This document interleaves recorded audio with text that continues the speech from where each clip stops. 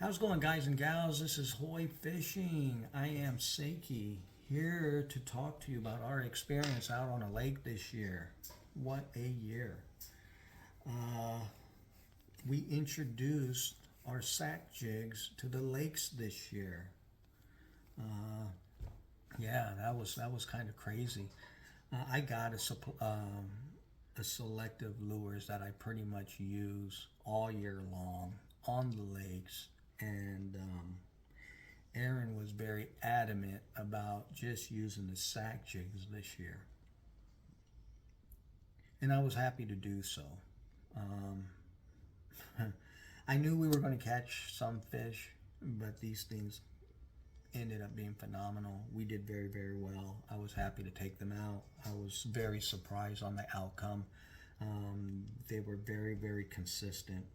We caught lots of different species in every lake, and as long as we fished for those other species, and but they did very well. I was very, very happy on the outcome.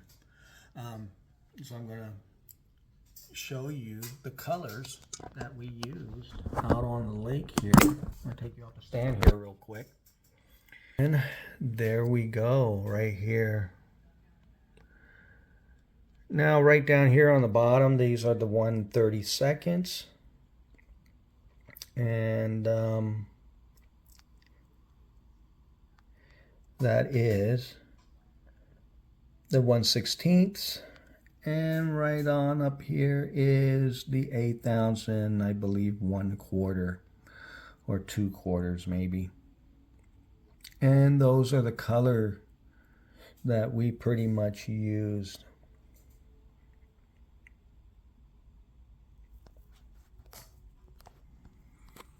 I'm gonna get you back on the stand here. So those are the colors that we use. When we were using these jigs out on the lake, we're in a pontoon boat, and we're trolling around, and I have one rod that's for trolling. Actually, I got two trolling rods and two jigging rods, and but I'm always just jigging one rod and trolling one rod. Now, when I'm out there trolling, um, I'm only trolling the 1/16 and the 1/32. Those two I do troll. I do jig with them too. If I get stationary somewhere and I want to use a smaller profile jig, I will still cast these smaller jigs around. But pretty much I'm just trolling. And when I'm out there trolling, my distance is, so we started right around March. So in March when we were fishing, there was hardly anybody out on the lake. It was just cold. It was dumping rain, and but we did very well out there. We caught a lot of big fish, and I didn't have to have the line out so far. 50 feet maybe max, 45 feet max. But I will troll my jigs right around 100 feet, and plus. I'll actually let out quite a bit of line, for those skittish fish, or those, yeah, these fish just get pounded by every angler out there. So throughout the months and the weeks and the months, they start getting harder to catch, and but we pretty much did very well. I was constantly changing things up here and there. So the 1/16, the 1/32, I'm pretty much trolling that. I'm not doing nothing special to them. I'm not adding anything to them. I'm not putting a dodge or some spinners behind it or anything like that. So it is what it is, and that's what I'm trolling. And with my jigging rod, I'm jig while I'm trolling, I'm jigging. So I'm never retrieving the line back. I'm just popping my lure while I'm trolling. And so that can kind of get a little grueling on the shoulder a little bit, sitting there just popping that sucker off to the left and then off to the right. And but it was lots of fun because I get a lot of hits while I'm jigging. But the trolling rod, it was hard to get all my fish in because while I'm jigging, man, that trolling rod is constantly going down, constantly. And if I would have just paid attention, I should have just been trolling two rods. That way I can kind of go back and forth, you know. But I love that first initial hit while I'm jigging. So it's hard to stay away from the jigging rod. I really want to, I really jig that. I really like twitching. So that first initial take on when you're twitching, that's addictive right there. And so that's how I'm fishing. I'm trolling one rod, I'm jigging another rod, and we did very, very well on these jigs. And every color had its day, you know. Some they were all consistent every day. So I'll kind of go through these colors here really quick with you. And it's hard to grab all of them because the ones that I'm going to show you here, this is the Bobo Brown right here. This was hot. This caught pretty much every single species right here. This was a hot color. This is our Peachy Peach, and this was a very hot color. And these are both in the 1/8 ounce, and that's what we pretty much cast around quite a bit, is the 1/8 ounce for when we're jigging, and the quarter. So we're always switching from quarter and 1/8 ounce. And here's these two here. So when I'm out there fishing too, I am pretty much fishing for crappie and panfish, perch, the rainbows, the cutthroats, the kokanees. Kokanees not so much, but the cutthroats, I really love cutthroat fishing. And this here, this is my chartreuse and white. This was hot. This thing was hot. This one here, I will talk a little bit more about this one. This one was new. And not until we hit Silver Lake is when I tied this one up. I tied the day before. I tied one of these up, and kind of went through the colors. Now when we fished Silver Lake, we put hours in that lake. Oh my God, we put quite a bit of hours into that lake. Luckily it was a small lake. But when we were out there fishing, we got a lot of hits. I mean, it was constant hits. I mean, that rod just boom, but that's all it was. It's just one tap. And they just were not committing. And we kind of went through the colors and stuff, and every color did very well. I mean, as in bites, I mean, I got hundreds of bites. I mean, and all they do is just grab the end, and that was it. No second, no, and that was that. And then I was trolling around. I was jigging this here, and bang, finally nailed the first trout on that. And continued on using that chartreuse and black, and it was, you know, got about 5-6 more hits, and I just went, you know what, I need to switch colors again. So I clipped it off. I go, they're just not committing. I got lucky. They're still just grabbing the ends of our lures and not committing to the bite. And then finally, I ended up putting on this one. I go, okay, let's give it a whirl. It's the last color to use. And I ended up putting this thing on, made my first cast, fish on, second cast, fish on. And now that they were committing to this color right here. Luckily for Aaron, he tied one up himself. He saw me tie this up, and he tied one in a bigger size. And the size did not matter. I was using a 16th. Yeah, I think I was using, actually, I think I was using the 16th, and he made one in the 1/4 ounce. And the size did not seem to matter. The color is what they really liked. And that was really awesome. And so that was cool. Luckily, we tied that one up because I didn't get skunked. I caught one fish on the chartreuse and black, but Aaron was going to get skunked because by that time I was starting to get tired and I wanted to go home. But luckily for us, we had this guy here and we got our fish. I say in about 10 minutes. I ended up with a limit in 10 minutes. Sat in one spot, made casts, different directions, and hooked fish all around me. And then same with Aaron. He actually lost quite a few fish. But yeah, luckily we had that color. And then I'm gonna go with these two here now.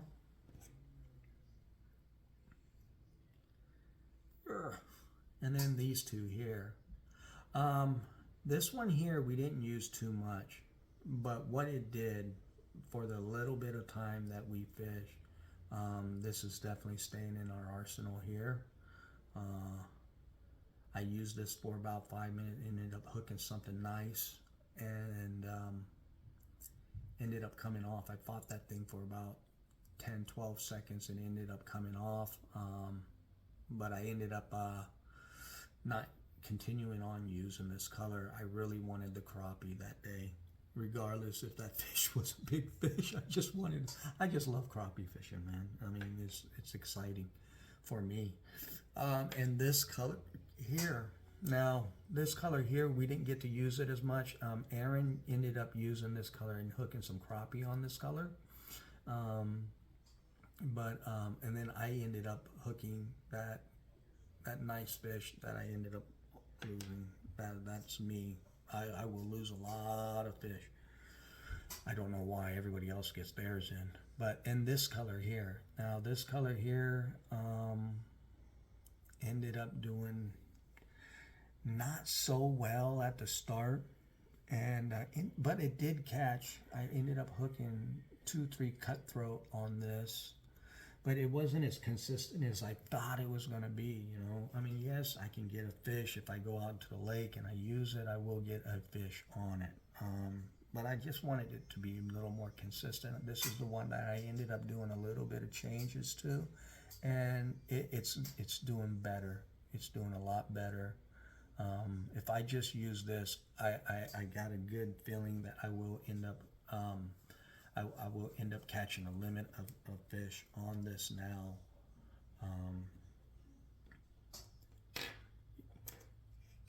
And then I have this color here. Let's see. Okay, yeah, let's bring out these two.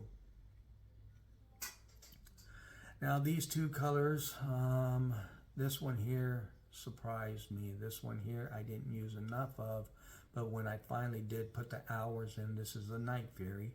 I finally put some hours into this thing, and this thing was popping. I was jigging with an 1/8 ounce, and then I had the same color in the 1/32, and I was getting, that rod was dropping matter of seconds, and that was so cool, because I almost got rid of this color here. Then I ended up using it for salmon fishing this year and ended up hooking a few pinks on it. So this is staying in. It's hooked rainbows, it's hooked perch, and it's gotten crappie on this here. So this is sticking around. I thought I was going to have to get rid of it or change it up, but I didn't have to do that. It ended up catching fish. I just didn't use it enough is what it was. And this color here, this was the most surprising color. And why it was so surprising for me is because of this color, and I ended up catching bass, smallies on this color. I actually saw some trout rise. I had the Bobo Brown on. I was just going, okay, Bobo Brown, I'm catching lots of crappie on that. So I ended up taking that off, putting this on, hoping to catch some of these rising trout and keeping it on the surface.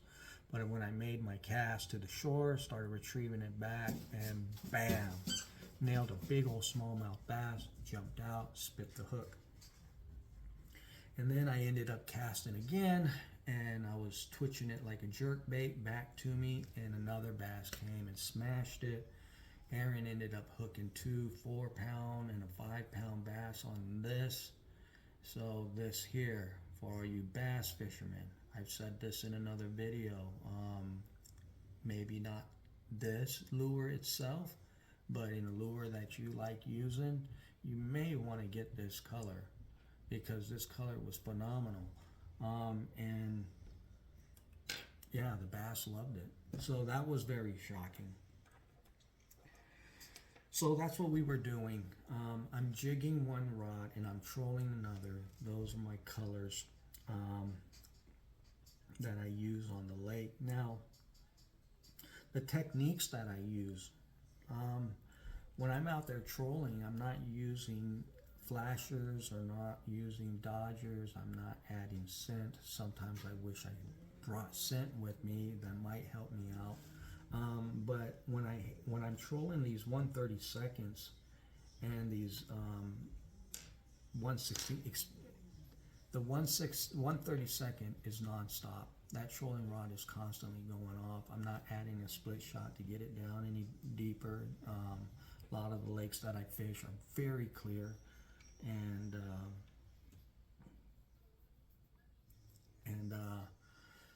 they're coming up and they're grabbing it from deep water sometimes, not all the time. But the 1/32, that's all I'm doing. I'm just trolling from 50 feet of line to over 100 feet of line. And that all depends on the circumstances, the heat, how hard these fish are being, how hard they're being tampered with. A lot of anglers out there, especially as the months go by and it's getting hotter, you're getting more and more people out on the lakes, a lot more jet skis, a lot more skiers, and I didn't have any issues on hooking fish when there's a lot of boats out there. I've noticed that they do, one thing that does happen is a disturbance of the water, so the top water game is kind of gone. You know, all those bugs that were coming up, they're not, they're hitting these bugs before they get to the top. But I didn't have any issues on still catching fish. I thought I would, but I still did very well on those days where I would have thought that maybe being around so many jet boats and those speed boats and jet skiers and the skiers didn't make any difference on me catching fish. I was still caught fish, so that's great. Yeah, and I have my dog too. My dog, when I'm in the rivers, it doesn't stop the fish from biting. It may push them off of my side of the river bank, or if I'm out in the salt water, I pretty much got my dog with me all the time, and she loves splashing in that water. But we still catch fish, so it doesn't stop the fish from biting. It may spook them away from that shoreline, but we still did very well, even with all that noise. So I used to think that making all splashing water, throwing rocks, that was going to make a big difference on me catching this fish or not. But I got Bo, and I've been fishing with Bo now for about 5 years. She's 5 years old now, and she's been with me since she was a puppy, and she loves fishing. And she will trample through that water in the rivers, out in the salt water. It doesn't stop the fish from biting. So, because I used to get mad at my kids in the past. And now they go, why don't you yell at Bobo? She's in the water. That's Bobo. You can't yell at Bobo. But yeah, that's another good experience. Yeah, it's not scaring the fish to bite. It may move them along, you know. It may push them away from where you're at, but they still come back and they still bite. So don't stress out so much if there's a lot of movement in the water or whatnot. I know that can be really bad, especially on a bass boat because it's so much bigger. I have a lot more control on my pontoon. I just make a few paddles and I'm right there. So back to my techniques. I'm getting offhand here. So I'm trolling with one rod, 50 feet to about over hundreds of feet of line that I will troll. And on my jigging rod, I'm just jigging the 1/4 ounce and the 1/4 ounce and 1/8 ounce. We primarily stuck with the 1/8 ounce jigs for the jigging rod. That seemed to be just fine, just using 1/8 ounce. Aaron did very well on the 3/8 ounce. I did not use a 3/8 ounce. I stuck mainly quarters and the quarters and the eighths on my jigging rod, and Aaron did very well. He caught crappie on the 3/8 ounce, unreal, and he's caught crop. Yeah, he's caught a variety of fish on the 3/8 ounce. But that's not what I use. And even with Aaron, he ended up sticking mainly with the quarters, the eighths, down to the 1/32. Ah man! So and then when I'm jigging the rod, I'm popping it. So when I'm trolling out there, I'm trolling the rod, but I'm just jigging while I'm trolling. I'm not reeling it back to me. I'm leaving it out there. I'm just giving it action while I'm trolling. And I got a lot of hits and I got a lot of fish that way. Worked very, very well. And that's all I'm doing. I'm doing 3 pops. That's mine. The 1 pops work. The 2 pops work, depending on where you're fishing. And so I use the 3 pops, and it goes pop, pop, pop, pop, pop, pop. And in my videos, it looks like I'm not just jigging. Regardless of what it looks like, I'm pop, pop, pop, pop, pop, pop, pop, pop, pop, pop, pop, pop, and I'm kind of, yeah. So that's what I'm doing. It's 3 pops is what I normally use. Probably 98% of the time, I'm jigging that way. The 1 pops do work well. The 2 pops, that's just me. That's the way I like to jig. When I used to bass fish with my dad all the time, and I love jerk baits. One of my favorite ways of fishing. But they don't always hit the jerk bait. But that's the way I did it. I fished fast. I slow them down, and just trying to figure out what speed I need to keep my lure at for them to react to it. Then there's so that's what I'm doing mainly most of the time when I'm trolling, searching for fish. When I finally decide to settle down and fish. Now, when we're out there trolling, we catch a lot of crappie trolling, so we're not always just stationary.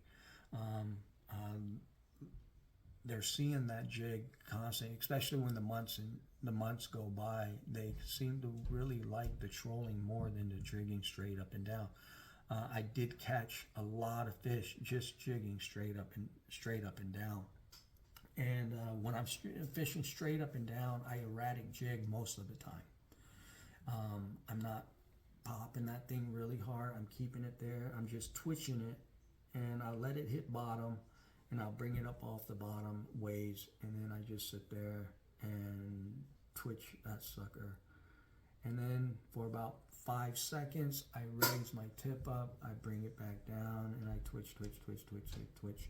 And then if I don't get no fish in that area, I'll bring it up a little bit more and continue on with that technique all the way up. And a lot of the times I get that fish on that drop. And I'm not popping it way up high. I'm kind of keeping that line taut. If I do twitch, just do a quick pop, I'm just bringing it up probably about 12 inches. And that's about it. You don't want it to go hurling up. You may scare, especially if it's a big fish. I have one story. This was actually out in the saltwater, and where I was twitching out there for salmon, and I'm twitching that thing back, and all of a sudden I see a king right behind it, and that thing's probably about 12, 15 pound king. He followed it. I mean, I can touch the fish with my fishing rod. That's how close he got to me, but I'm sitting there and I'm twitching that thing. And I'm just erratic jigging it, not really hard. I just really didn't know what to do. I'm like, oh my God, how do I get this thing to hit? And so when I went to raise the tip up and I went back down and then I raised that tip back up again, the lure was gone, and then the fight was on. So a lot of the times I try to jig that thing all the way up to my pontoon. I don't want to switch. I don't want to just start reeling it in because it's getting closer to me. You never know when that fish is right behind it, and so if you start reeling and he goes to chase it, and it's all over and done with. You know, you got that lure out of the water, or it sees you and then turns off. I had many of those where I had big cutthroats and kokanees actually come right up to grab it because I decided I'm going to reel it in. You know, so if I wouldn't have done that, I would have caught some of these fish or hooked into some of these fish. So when I'm erratic jigging, that's what I'm doing, and I get them to hit. A lot of the times is when I drop it back down. Sometimes I do keep that line taut, so I'm jigging, and when I raise it, I just keep that line taut, and you can feel them grab it when you're bringing it back down. I'm just trying to think here, and those were probably all the techniques that I use. I didn't use a whole lot of techniques. And I got one more, is off to the side. I'm still twitching it the same exact way, but off the side, it's keeping it on the top, and it's keeping it closer to the surface is what I'm doing. So I'm just twitching that thing off to the side, however. And that did very well too. Now, if I'm jigging straight up and down, the lure's just going up and down this way. Well, when you're off to the side, it kind of want to do this. While it's going down, it's going off to the sides. And that seemed to do very, very well, especially if we were stationary and we're launching out and we're casting. Just keeping it off to the side did wonders. It really got those fish to really react to these baits. A lot of times I like using snap swivels, but one thing I did find out about the snap swivels, like with these jigs here, when you're jigging them back, they kind of want to, they don't just go up, and they kind of want to go off to the sides. And so when they're going off to the side with the snap swivel on, they just jig straight up and down. There was no side-to-side motion, went away. So I kind of have to just tie them on and lose a bunch of line throughout the weeks. Just because I needed, I just liked the action of it going to the sides. So that was one reason why I ended up taking off my snap swivel. I could use the snap swivel, but it took away the action. So I don't use the snap swivel so much. Actually, we went out one time and caught some kokanees, and that day I did use a snap swivel. Water was a little bit more murkier. I like the little gold snap swivel. It has a nice little flash. I don't know if that's they see the flash or not. I'm pretty sure they do. And those are about the only techniques that I use.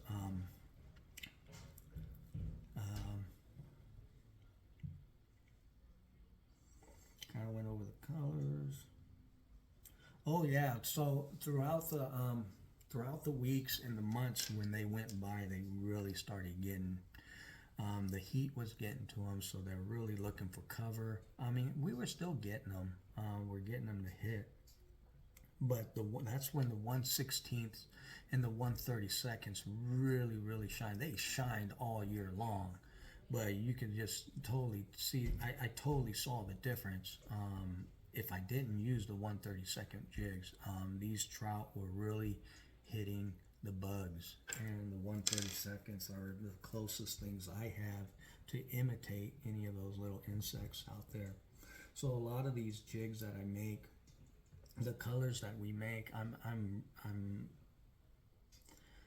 imitating the planktons that are in the lakes. Is what I'm doing, and then the creatures from the damselflies to the crawdads. So that's why I have these colors here. So I try to imitate and do my research on the lakes to see what insects are in these lakes and see what colors for me to make. Because on these lakes, that seemed to be just using one lure all year long. The thing I found out was the colors was the most important. It wasn't just using one specific jig. I don't know if that would have been the same way for other lures like a jerk bait, or I know with these jigs, just using these jigs, yeah, the colors were the difference. That's what made the difference for us on continuing on catching fish.